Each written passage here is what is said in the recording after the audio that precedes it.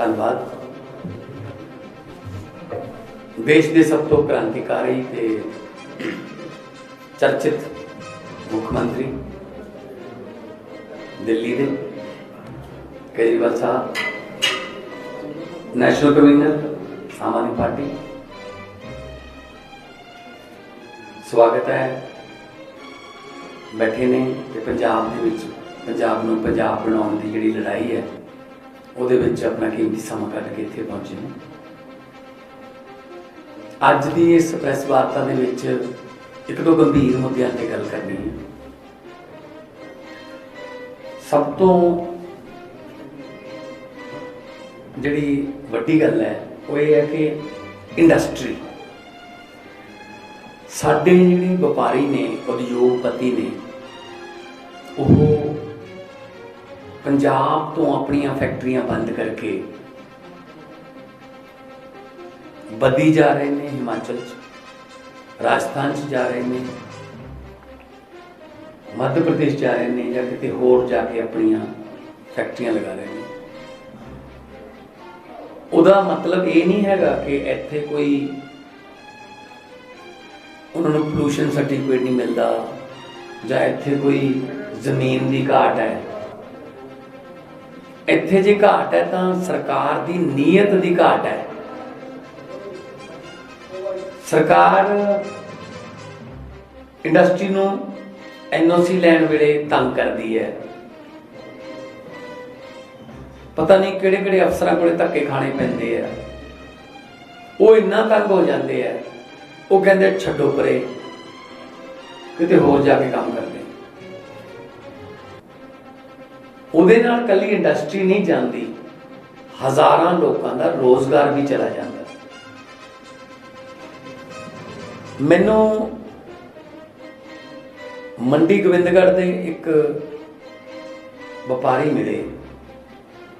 ਉਹ ਮੈਨੂੰ ਕਹਿੰਦੇ, ਮਾਨ ਸਾਹਿਬ ਸਾਡੀ 10 ਕਰੋੜ ਰੁਪਏ ਦੀ ਮੇਰੀ ਟਰਨਓਵਰ ਸੀ, ਮੈਨੂੰ ਇੰਨਾ ਤੰਗ ਕੀਤਾ ਗੌਰਮੈਂਟ ਨੇ, ਇੰਨਾ ਤੰਗ ਕੀਤਾ, ਮੈਨੂੰ ਹਿੱਸਾ ਦਿਓ, ਮੈਨੂੰ 20% प्रॉफिट का दो, ये करके कि मेरी फैक्ट्री बंद होगी। अजकल मैं परिवार की परवरिश वास्ते छोले भटूरिया की रेहड़ी लाना।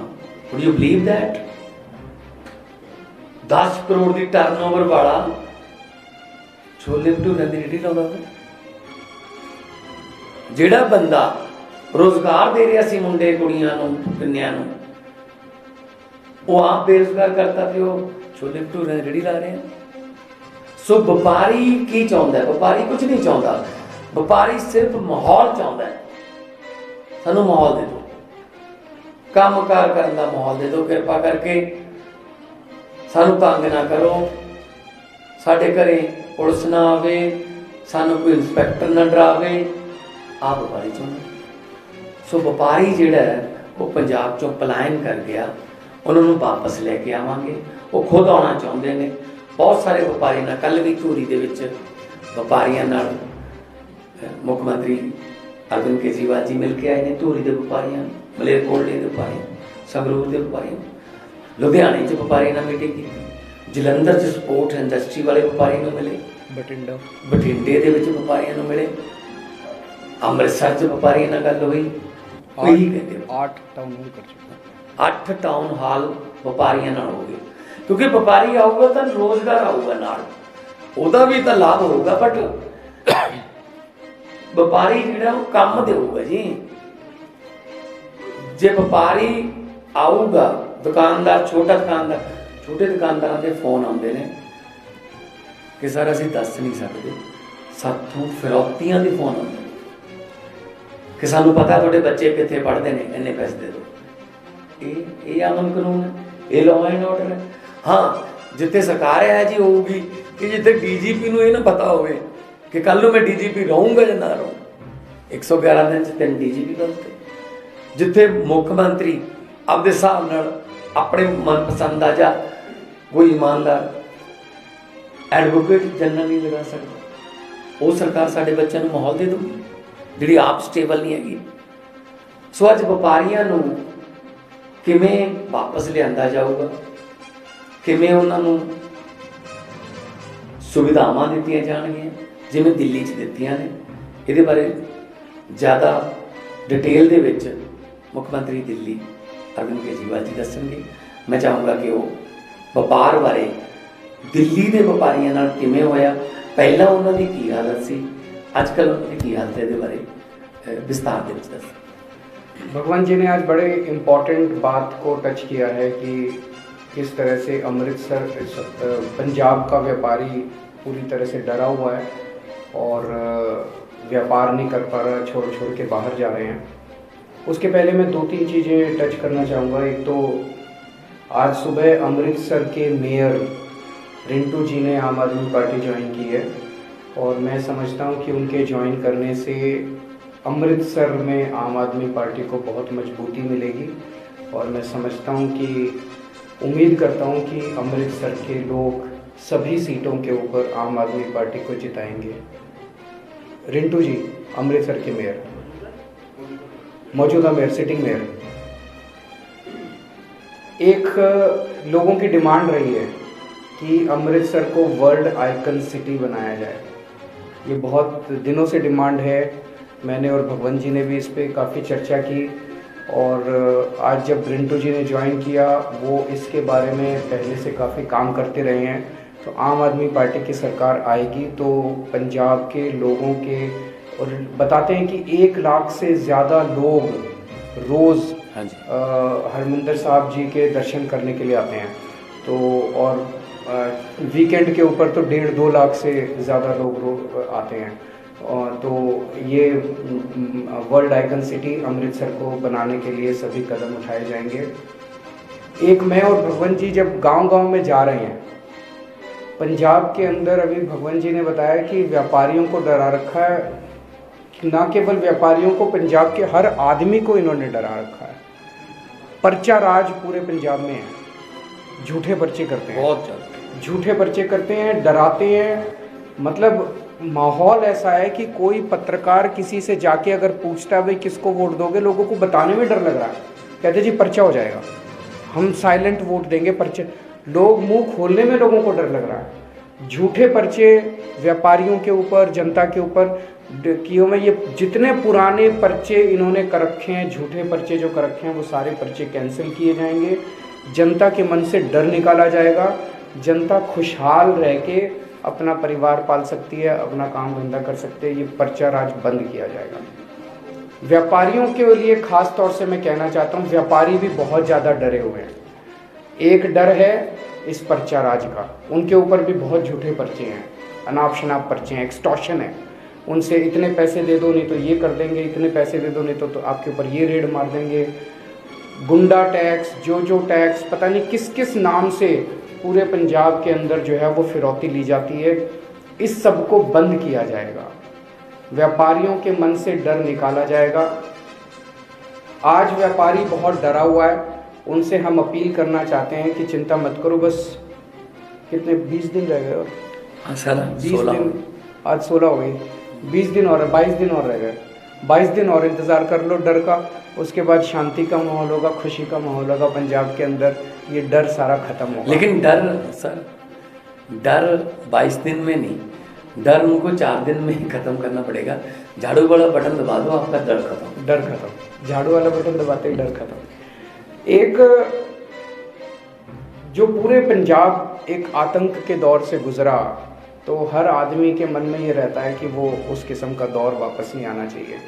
जिस किस्म से पिछले कांग्रेस ने अपने 5 साल में माहौल ख़राब कर दिया पंजाब का, बेअदबी का जो बरगाड़ी का कांड हुआ, उसकी अगर जांच हो जाती, टाइम पे जांच हो जाती, मास्टरमाइंड जो उसके थे उनको सज़ा मिल जाती, तो दोबारा अब हरमिंदर साहब जी के अंदर किसी की हिम्मत नहीं होती एंटर करने की, बेअदबी की कोशिश करने की। लुधियाना के अंदर बॉम्ब ब्लास्ट हुआ, मॉड बॉम्ब ब्लास्ट का आज तक क्या हुआ किसी को नहीं पता चला।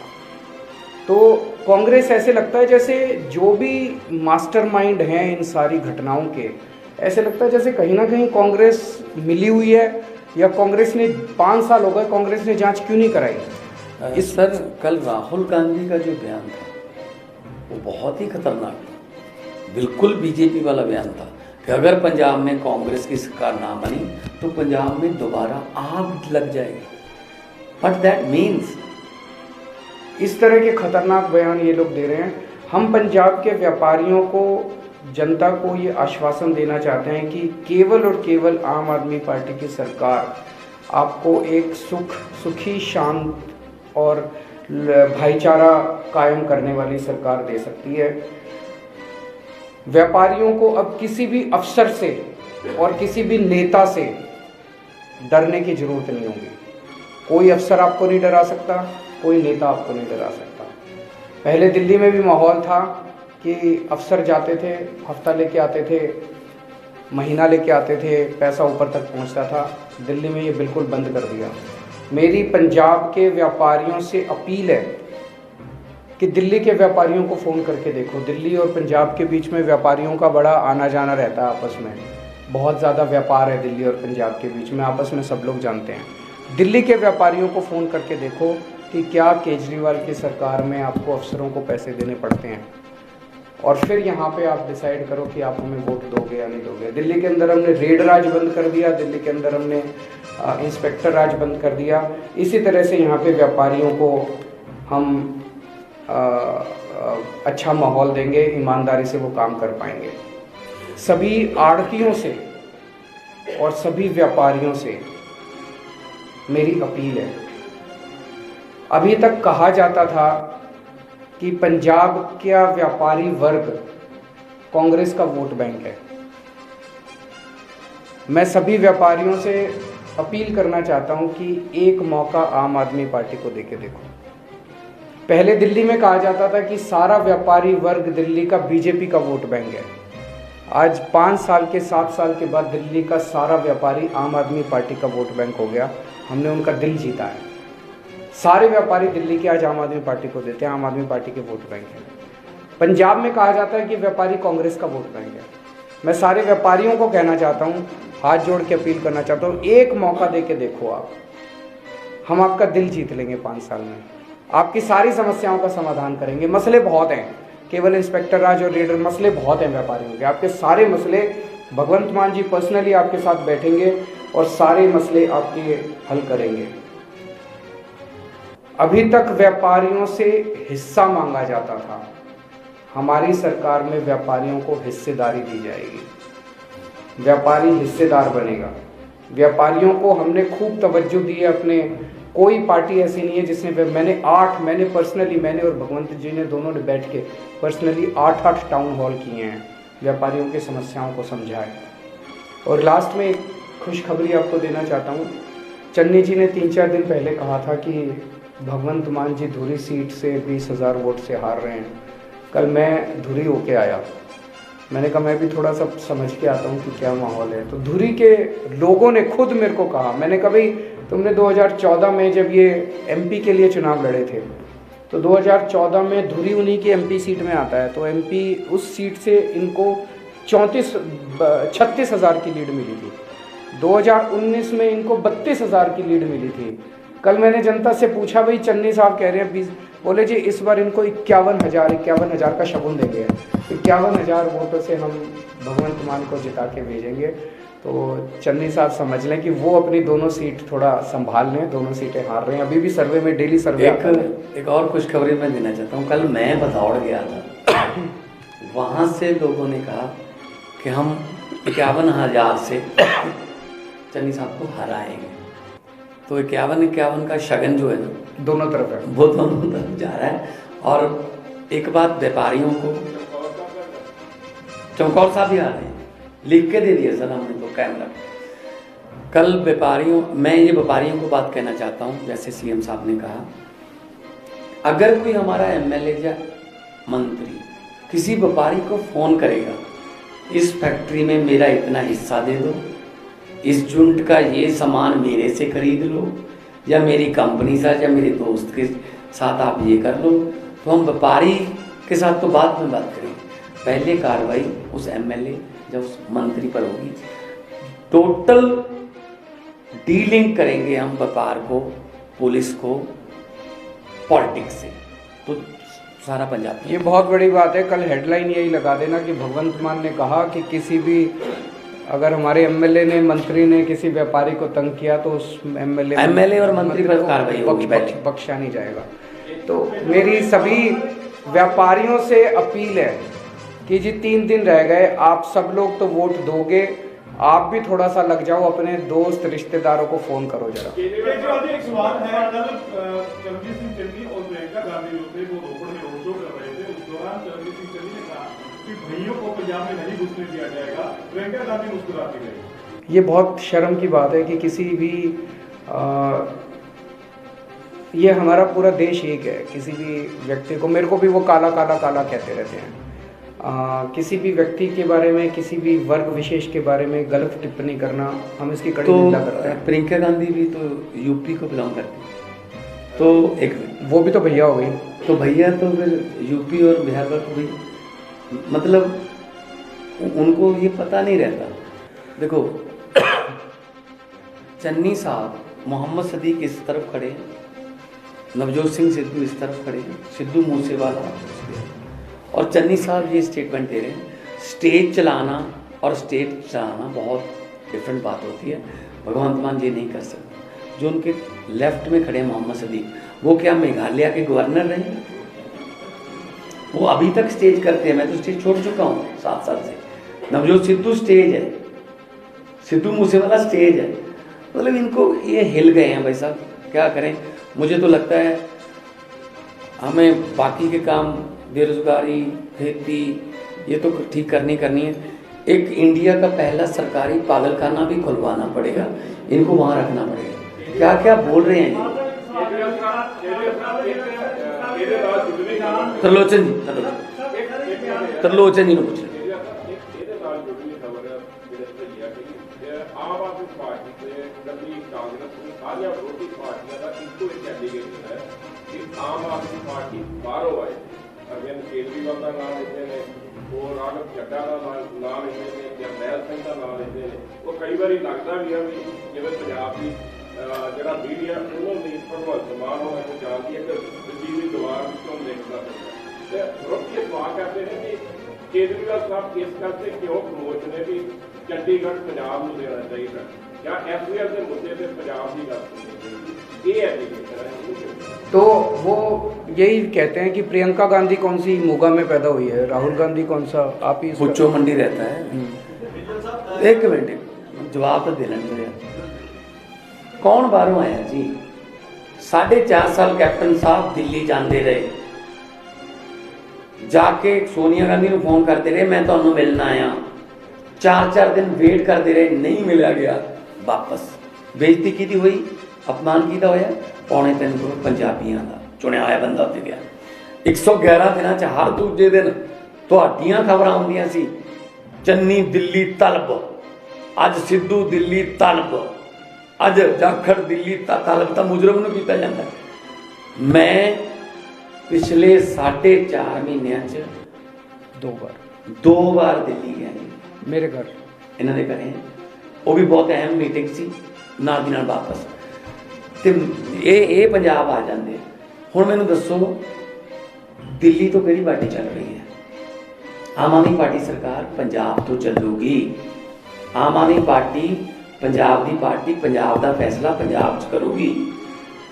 इन्हों ये देखो, देश की आज़ादी की जंग चल रही सी, भगत सिंह पंजाब तो सी, चंद्रशेखर आज़ाद यूपी तो सी, सुभाष चंद्र बोस बंगाल तो सी, हैगे तो देश के ही सी, ठीक है ना। सो चन्नी साहब जे हरियाणे दे ने, दिल्ली दे सीएम ने, हैगे तो देश दे ने, कृपा करके साथों इटली ना कहाओ।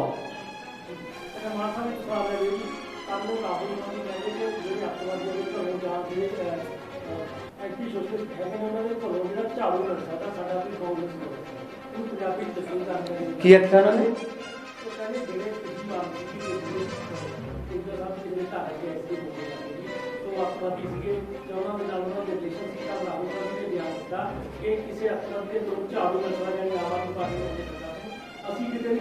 देखो जी, ये केवल गाली।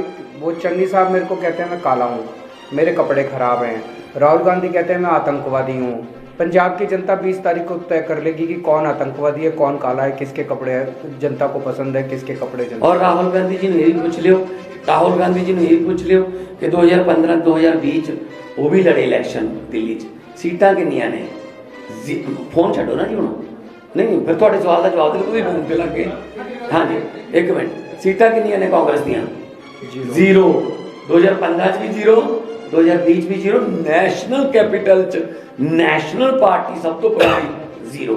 सो राहुल गांधी जी शायद ये भुल गए ने कि उत्थे जीरो। उनको ये बोलो कि हम जैसे भी हैं, अच्छे हैं बुरे हैं, जनता को पसंद है। वो जैसे भी हैं जनता को पसंद नहीं है वो। कल प्रियंका गांधी रोड शो करती है फिरोजपुर में और वहाँ पे चरणजीत सिंह चन्नी प्रियंका गांधी के साथ खड़े हैं। वहाँ पे चरणजीत सिंह चन्नी कहते हैं कि ये पंजाब की बहू है और ये यूपी वाले और जो बाहर से आके भैया यहाँ राज करना चाहते हैं तो राजनीति देना चाहिए। तो क्या लगता है कि क्या एक तरफ तो प्रियंका ये कहते हैं कि मैं यूपी की बहू हूँ और यहाँ पे आके चन्नी ये कहते हैं कि बाहर वाले यूपी वाले जो भैया हैं उनको राजनीति करना चाहिए। आपको लगता है कि तो फिर उनको प्रियंका को नहीं आने देना चाहिए यहाँ पे?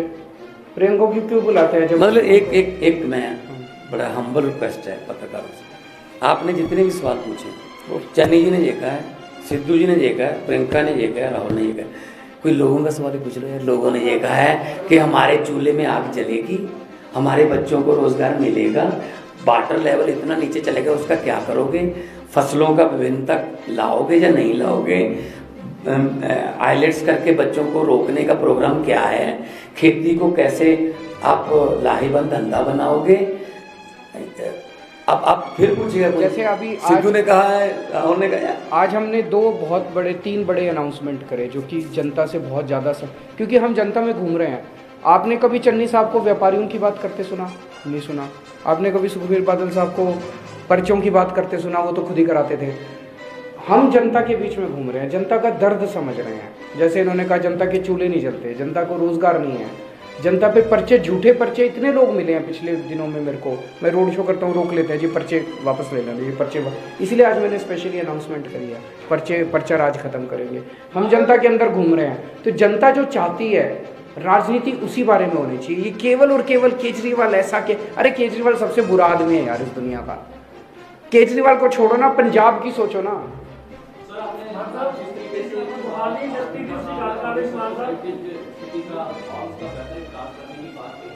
कल भाजपा नेत्री जो मीनाक्षी देवी हैं वो कहती है कि वहाँ पर तो हमने जो कुछ अब तक कर दिया वो तो वही दोहराया जा रहा है केजरीवाल के। उनको कहने दो, उनको कहने दो, चिंता मत करो। कभी जनता के सवाल ही पूछना। अब मीनाक्षी लेखी का पूछा